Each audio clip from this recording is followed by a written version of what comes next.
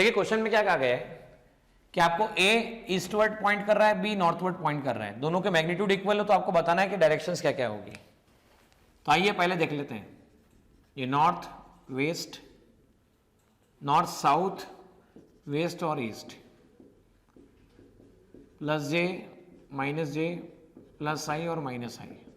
अब समझिए ए है ईस्टवर्ड, तो ए की डायरेक्शन जो हो गई प्लस आई हो गई। बी नॉर्थवर्ड, मतलब बी की डायरेक्शन जो हो गई वो प्लस जे हो गई। अब आपको बताना है ए क्रॉस बी के बारे में, तो चेक करो ए क्रॉस बी क्या होगा। ए क्रॉस बी मतलब हो गया आई क्रॉस जे, और आई क्रॉस जे होता है के। अच्छा के का मतलब क्या है? के का मतलब बाहर की तरफ, वर्टिकली अपवर्ड, बाहर की तरफ। अच्छा ए क्रॉस बी मतलब बाहर की तरफ, ठीक है ना। तो मैं ले लेता हूं डी के बारे में, ए क्रॉस बी, उसका भी ए क्रॉस बी, और उन दोनों का क्रॉस प्रोडक्ट। तो के क्रॉस के मतलब आंसर 0, तो इसका आंसर होगा as none. A vector plus B vector, तो A vector plus B vector that is I plus J.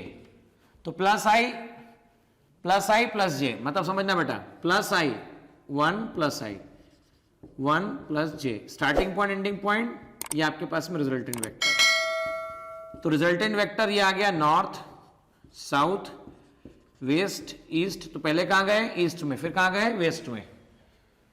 तो आप ये कह सकते हैं नॉर्थ ईस्ट तो नहीं है, हाँ नॉर्थ ईस्ट है ना, ये ईस्ट है और ये आप नॉर्थ की तरफ जा रहे हैं, तो नॉर्थ ईस्ट आ जाता है आपके पास में A vector plus B vector, ठीक है ना। A vector minus B vector की हम बात करते हैं।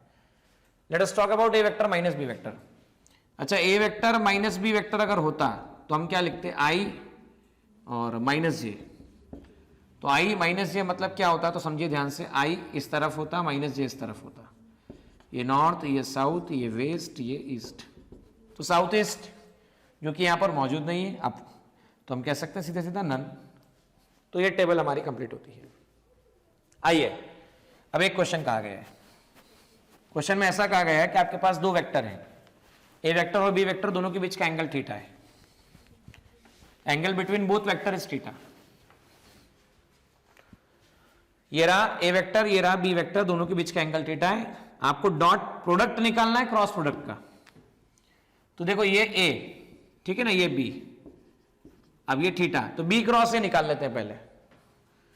Late I assume this is A, ऐसा मान लेता हूं, बी ऐसा मान लेता हूं, ठीक है ना। अब थीटा दोनों का क्रॉस प्रोडक्ट निकालना है, तो ए को मैं मान लेता हूं आई, बी को मान लेता हूं जे, और इस तरह से मैं लिख सकता हूं आई वेक्टर डॉट बी मतलब जे क्रॉस कितना आई। तो अभी मैं सिखा चुका था पहले भी, आई जे के बारे में ध्यान सुनिएगा कि भाई आई क्रॉस जे, आई क्रॉस जे, तो इसे लिखते हैं आप के। जे क्रॉस के, तो जे क्रॉस के को आप लिखते हैं आई। के क्रॉस आई, के क्रॉस आई को लिखते हैं आप जे, बराबर है।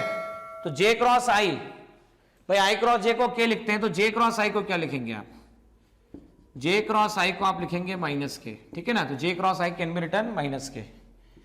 तो I vector dot minus J vector, और I vector dot J vector मतलब मॉड आई मॉड जे, और आई और जे के बीच में एंगल कितना है? तो cos 90 डिग्री। तो cos 90 की वैल्यू 0 होती है, इसे ऐसा कहा जा सकता है। अब इसको ऐसा भी समझ सकते थे आप कि भाई B cross A, B cross A मतलब इनवर्ड, इनवर्ड मतलब अंदर की तरफ, उसका डॉट प्रोडक्ट किसके साथ में? ए के साथ में, मतलब अंदर की तरफ या बाहर की तरफ। तो देखो एंगल कितना है, तो एंगल है 90 डिग्री, और cos 90 0 आंसर आता है, तो यहां पे 0 आंसर लिखा जा सकता था। अब नेक्स्ट क्वेश्चन चेक कीजिएगा कैसा कहा जा रहा है। आपको दो वेक्टर बोले गए, इनके लिए रिलेशन दिया है डॉट प्रोडक्ट का। तो mod f1 mod f2 cos theta equal to mod f1 mod f2 sine theta. ये कैंसिलेशन होता है, sine theta upon cos theta, tan theta 1 होता है, tan 45 डिग्री होता है, तो थीटा कितना होता है? तो थीटा आपके पास 45 डिग्री होता है। जब भी दो वेक्टर इक्वल होते हैं तो उन दोनों वेक्टर का रिजल्टेंट निकालने का आसान तरीका होता है twice F cos theta by 2, दोनों वेक्टर के बीच का एंगल थीटा बाई 2। एक तरीका ये, और दूसरा ऐसा कि भाई f12 का square f1 square plus f2 square twice f1 f2 cos theta, f12 square मैं लिख देता हूँ f1 square plus f1 square equal है इसलिए twice f1 into f1 cos 45 degree. f12 ये आ गया आपके पास twice f1 square plus twice f1 square upon √2 की पावर 1/2। तो f12 की वैल्यू निकाली जा सकती है, ट्वाइस f1 स्क्वायर मतलब आ जाएगा आपके पास, कहा जाए तो इसे ऐसा लिख सकते हैं आप, f1 बाहर निकल जाएगा 2 प्लस 2/√2 की पावर 1/2, या f12 that is f1 2 plus √2 की पावर 1/2। तो इसे इस तरह से लिखा जा सकता है, ठीक है ना, क्योंकि मैं स्क्वायर को पावर 1/2 लिख दे रहा हूं या रूट में भी लिख सकता हूं। तो इस तरह से हमने वेक्टर के बेसिक प्रॉब्लम समझे, जिससे हमारी कंसेप्चुअल क्लैरिटी और बेहतर होने वाली है। अभी एक क्वेश्चन और देखिए, एक क्वेश्चन में क्या कहा गया है। ये क्वेश्चन में ऐसा कहा गया है, आपके पास में क्रॉस प्रोडक्ट पे बेस्ड कंसेप्ट क्वेश्चन है। इसमें ऐसा कहा गया कि x ये x डैश, ये y डैश, b डिस्टेंस पर पार्टिकल है जो इस लाइन के अलोंग, लीनियर मोमेंटम इसका मास इनटू वेलोसिटी इस तरफ है, आगे बढ़ रहा है। किसी टाइम पर पार्टिकल का कोऑर्डिनेट है x, y, x, y मतलब x, y मतलब y की वैल्यू यहां पर b है। तो आपको बताना है कि एंगुलर मोमेंटम क्या होगा। भाई एंगुलर मोमेंटम आप जानते हैं r क्रॉस p वेक्टर होता है। अब आप चेक करो मोमेंटम के बारे में और इस कोऑर्डिनेट के बारे में। तो देखो ये रहा यहां से यहां तक xi, ये है yj और ये है r वेक्टर, ठीक है ना। तो यहां से यहां तक x, यहां से यहां तक y, ये x ये y, तो r वेक्टर क्या होगा xi cap plus yj cap. So r vector xi y के प्लेस पे bj कैप लिख सकते हैं। मोमेंटम क्या है, राइट साइड है, मोमेंटम होगा mass into velocity, right side मतलब प्लस आई कैप।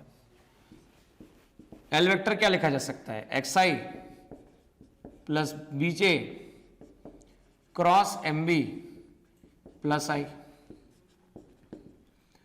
तो mvx i cross i, m plus mvb j cross i। So L vector i cross i कितना होता है, तो 0 होता है, mvx इंटू 0, mvb इसे लिख सकते हैं -k। तो एंगुलर वेक्टर की वैल्यू mvb -k आती है, और ये independent of the x coordinate होती है। कहीं से कहीं तक भी इसमें x कोऑर्डिनेट की रिक्वायरमेंट या बताया नहीं गया कि x कोऑर्डिनेट की जरूरत भी पड़ रही है। तो हम इसे एंगुलर मोमेंटम लिख सकते हैं mvb -k कैप।